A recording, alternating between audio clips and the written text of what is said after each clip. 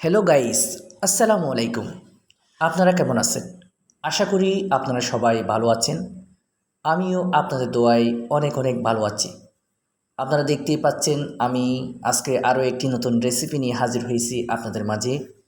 আমার আজকের রেসিপি হলো বিকেলের নাস্তা হিসেবে চিকেন ফ্রাই, যার জন্য আমি হাড়সহ 5 পিস চিকেন নিয়ে নিলাম। প্রথমে দিয়ে দিলাম 1 চামচ লাল মরিচের গুঁড়া, 1/2 চামচ হলুদের গুঁড়া, 1/2 চামচ ধনিয়া গুঁড়া, 1/2 চামচ জিরা গুঁড়া, 1/2 চামচ সাদা গোলমরিচের গুঁড়া, 1/2 চামচ টেস্টি সল্ট, 1/2 চামচ নর্মাল সল্ট, 1 চামচ পেঁয়াজ বাটা, 1 চামচ রসুন বাটা, 1 চামচ আদা বাটা, সামান্য পরিমাণ লেবু রস, একটা ডিমের অর্ধেক অংশ, কারণ পুরোটা দেয়া হয়নি, মিক্সারটা বেশি তরল হয়ে যাচ্ছে, 1 চামচ সয়া সস। এখানে লবণ দেওয়ার সময় অবশ্যই দেখে দিতে হবে, কারণ সয়া সসে লবণ থাকে। অপরদিকে আমি মিক্সার রেডি করে নিব।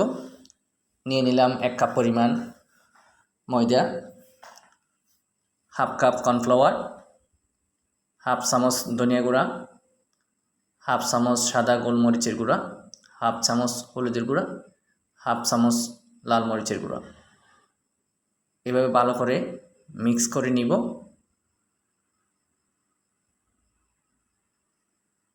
এবং প্রত্যেকটা চিকেন এইভাবে আস্তে আস্তে মিক্সারটা মিক্স করে নিব। যদি মনে হয় মিক্সারটা একটু কম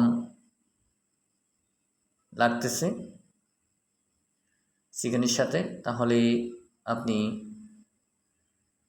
নর্মাল পানিতে চুবিয়ে দিয়ে একবার করে এইভাবে মিক্স করে নিতে পারেন।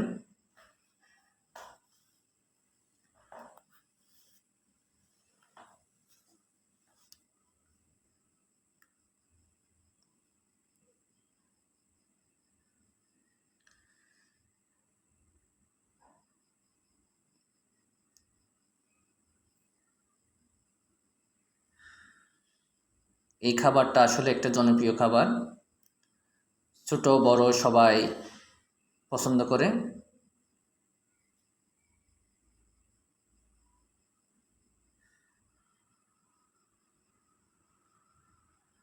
আমি প্যানে ফ্রাই করা শুরু করে দিলাম।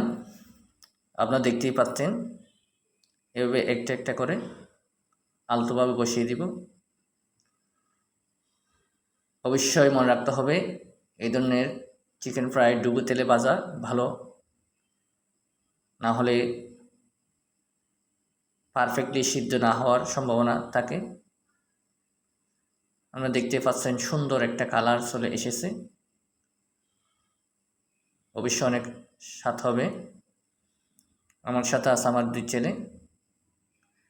এই জন্য চিকেন টমেটো সস দিয়ে খাওয়া ভালো, অনেক স্বাদ লাগে, যার জন্য নিয়ে নিলাম টমেটো সস।